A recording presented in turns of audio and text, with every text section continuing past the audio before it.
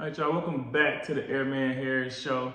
Like I told y'all, I was bringing the Airman Harris Show back inside. So here we are, back inside. It's getting cooler outside anyway. I checked the weather like 9 o'clock.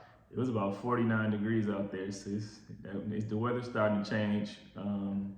Hope they start stocking that trout so I can go trout fishing. But anyway, no free promo. But anyways, the Warriors took on the Bucks last night. I'm mad they played at the same time my Ravens played the Dolphins. Now I'm a Ravens fan. Good win for the Ravens. Keep us in playoffs contention because we needed that win and we got to go to the playoffs. But the Warriors did lose to the Bucks last night. I know it's 6 games in like 10 days for the Warriors, but that's no excuse. They lost by 10 points to the Bucks. We got off to a slow start. We started picking it up in the second quarter, taking the lead. Then from then on, like even the third quarter, normally we turn it on in the third quarter. I think we actually lost the third quarter. So normally we turn it on in the third quarter, but we didn't. I'm just gonna blame it on jet lag because a lot of guys look sluggish out there. They look slow. Nobody closing out on the threes from Miles Turner and those guys. We switching everything and we slow switches. I hate all that switching. They set us a weak screen, and we don't hedge. We don't, they just set a weak screen and then we switch. And guys just wasn't switching fast enough for me, wasn't getting out on the shooters. But let's get to the stats. I'm gonna start with Ryan Rollins, man. Ryan Rollins had a great game.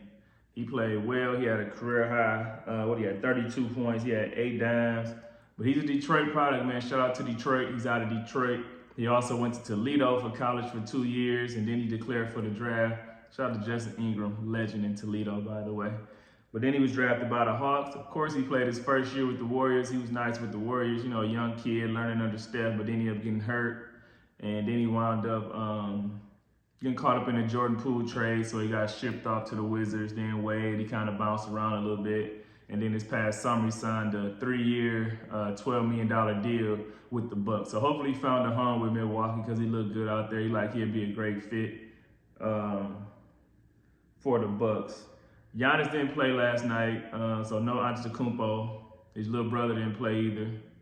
But we still should have got the win. I know people try to make excuses. Oh, they played down because the star player didn't play, or they did this because the star player didn't play. That's no excuse. Jimmy had 23, 11, and 3. Decent game from Jimmy. Kuminga, I got to commend Kuminga because he's been having a great year. He's shooting a great clip from 3, which they said he couldn't shoot. He's shooting it well from the free throw line. He's shooting it well from field goal. He had 28, 8, and 4. He's been the bright spot for us every single game this year. He's been real good for us, so hopefully Kurtz continue to play him. We definitely need his youth. We definitely need that athleticism. We need that mobility, from a younger player. So we need a couple more players to step up like Kuminga that is younger, but Kuminga's doing a great job for us. Steph had 27, 6, and 4. Draymond didn't do much. He did have a +4, like I keep telling y'all about that plus minus, but he did have a +4, although it don't mean nothing when we lose the game. Be honest with y'all, Draymond like he was playing with ankle weights on out there. We look sluggish. Whenever Draymond look like he's sluggish, the whole team is sluggish. Y'all know how it goes. He's the engine of the team. And if you playing sluggish, everybody else got a ball and chain, on their legs. So hopefully we'll pick it up. Like I said, I'm blaming it on jet lag, fatigue. We just came out slow. I know we've been playing on the West Coast a lot, those late games, and now it's traveling over to the East Coast. It plays a toll on your body, especially at Steph, Draymond, Jimmy, Al Horford, especially at the age that they're at, at the tail ends of their career.